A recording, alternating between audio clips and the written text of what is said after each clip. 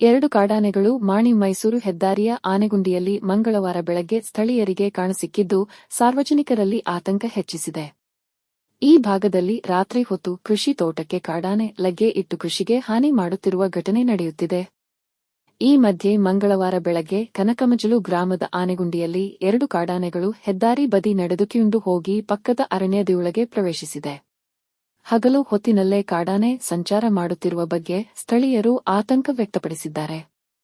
ಹಲವು ಸಮಯದಿಂದ ಈ ಭಾಗದಲ್ಲಿ ಕಾಡಾನೆ ಬೀಡು ಬಿಟ್ಟಿರುವ ಶಂಕೆಯನ್ನು ಸ್ಥಳೀಯರು ತಿಳಿಸಿದ್ದಾರೆ.